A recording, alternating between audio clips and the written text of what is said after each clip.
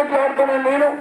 మరి ఏమాత్రమో నాకు ఏమీ తెలియదు, బైబిల్ తెలియదు, ఎవరో చెప్పిన వినేవాడిని కాదు కనుక.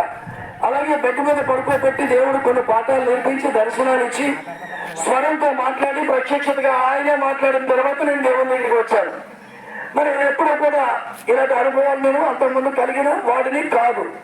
ఏమన్నా నిజంగా దేవుడు మనం పిలిస్తే పలుకుతాడండి, మాట్లాడుతాడండి.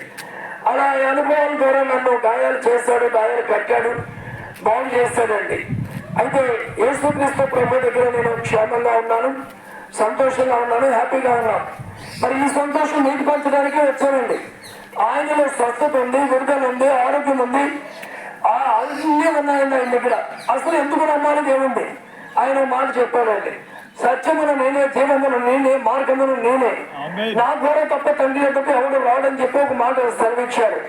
ఏమంటే మన ఆత్మ సావదు, ఈ ఆత్మ యుగాలు జీవిస్తుంది. ఏమంటే నరకములైన యుగాలు ఉండాలి, పరలోకముల రాజ్యములైన యుగాలు ఉండాలి.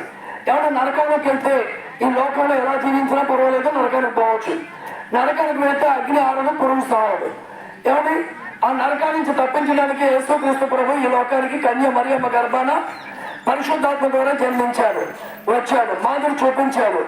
మనుషుడు ఎలా సహించాలి, ఎలా నేర్చుకోవాలి, ఎలా బ్రతకాలి, ఎలా నీతిగా ఉండాలి, ఎలా ప్రేమగా ఉండాలి అన్ని చూపించి మాదిరి ఆ రీతిగా బ్రతకమన్నాడు.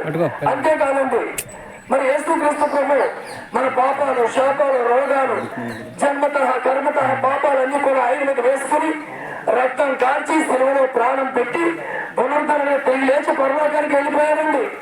అప్పుడు చెప్పడం నేనే మార్గం అని. మరి ఆ మార్గం గుండా వెళ్ళాలంటే యేసు నా సొంత రక్షకుడని అంగీకరించాలి. నా సొంత రక్షకుడని అంగీకరించి పాపాలు ఒప్పుకొని లోకాన్ని విడిచిపెట్టి ప్రభువుగా జీవిస్తే పరలోక రాజ్యం వెళ్తామండి, లేకపోతే వెళ్ళలేమండి. ఇది వాక్యం సెలవిస్తుంది. ప్రతి మనుషుడు పుట్టుకతోటి పాపం చేసి ఉన్నాడు. ఈ లోకంలో పాపం ఎలా వచ్చిందంటే జన్మత పాపం ఉంది. ఆ పాపాన్ని పోవాలంటే ఏ రక్తం ద్వారా కడగబడినా పాపం పోదు. అందుకే యేసు రక్తం ద్వారా మాత్రమే మోక్షం, ఆ రక్తం ద్వారా కడగబడితేనే పరలోకం. అందుకు నమ్మాలండి. ఈ ఆత్మ యుగయుగాలు జీవిస్తుంది. శని పోయాడు అంటారండి కదండి, శని పోయాడు, ఎక్కడికో పోయాడు. ఏమండి వెళ్ళాడు ఎక్కడికో, మరి ఎక్కడికి వెళ్ళాడు? 2 స్థలాలు, ఒకటి నరకం, 2 పరలోకం. ఏమంటే చచ్చిపోయిన తర్వాత జీవితం ప్రారంభం అవుతుంది. ఈ సత్యం తెలుసుకోవాలి. ఏమంటే బ్రతకుండగా ఈ జీవితం అయిపోయింది 70-80 సంవత్సరాలు అనుకుంటున్నా, కాదు, చచ్చిపోయిన తర్వాత నిజమైన జీవితం ఉందండి. అందుకొరకు ఆ పరలోక రాజ్యంలో యుగాలు ఆ సంతోష రాజ్యంలో ఉండాలంటే ఖచ్చితంగా యేసుని అంగీకరించాలి. అటువంటి కృప మాకు ఇచ్చాడు, మీకు ఇవ్వాలని కోరుతూ ఇప్పుడు ప్రాంత వాసులకు ప్రతి ఒక్కరికి కొన్ని మాటలు మరి వినిపిస్తూ, అలాగే నా సాక్ష్యము మరి బ్రతికించాడు, బాగు చేశాడు, నిలబెట్టాడు. మేము బాగున్నా, మీరు బాగుండాలి.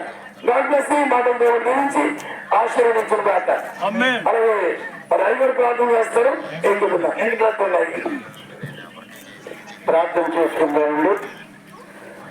పరిశుద్ధుడు అయిన దేవ, పరలోకములో ఉన్న ప్రభువ, నీకు స్తుతులు స్తోత్రములు చెల్లిస్తున్నాము ప్రభువ. నాయనా, మీరు పరలోకములో ఉన్నారు, మమ్మల్ని భూమి మీద సృజించినావు దేవా, అందరినీ సృజించినావు ప్రభువ. అయా, మేము భూమి మీద ఉన్నాము నాయన, నీ సువార్త ప్రకటించే వారిగా మా అందరినీ చేశారు నాయన.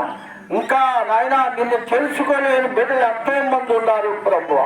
వారు తెలుసుకునేలాగా, వారి మార్గమును నెచ్చుకునే వారిగా వారిని ఆశీర్వదించిన ఆయన ఈ గ్రామముని, గ్రామ ప్రజల్ని ప్రభువ. అయా, నీ కృప, నీ కనికరం ఆయన ప్రతి కుటుంబం మీద ఉంచు తండ్రి. నీకే వందనాలు స్తోత్రాలు చెల్లిస్తున్నాము నాయన. ఈ సువార్త ద్వారాగా ప్రభువ, అయా, నీ బిడ్డలు తెలియని బిడ్డలకు తెలుసుకునే మాటలు వారి హృదయములో కదిలింపు చేయి తండ్రి. నీకే వందనాలు స్తోత్రాలు ప్రభువ. అయా, నువ్వు నాయన పరలోకానికి సంబంధించిన దేవుడివి, పాతాళంకు సంబంధించిన దేవుడివి, అగ్ని గుండానికి సంబంధించిన దేవుడు నీవి ప్రభువా. నీ యందు విశ్వాసం కలిగి జీవించే భాగ్యం, నీ మార్గమును నెత్తుకోవాలని దేవా మేము ప్రార్థన చేస్తున్నాం ప్రభువా. అయినట్టు వారి బిడ్డలందరినీ ఆశీర్వదించిన ఆయన ప్రతి కుటుంబాన్ని, కుటుంబం పేరు పేరును చెప్పి ఈ గ్రామ ప్రజల్ని ఆశీర్వదించి జీవించి ఆయన ఆరోగ్యంతో కాచి కాపాడమని యేసు నామములో ఈ ప్రార్థన ప్రార్థన సమర్పిస్తున్నాము పరలోకపు తండ్రి. ఆమేన్ ఆమేన్.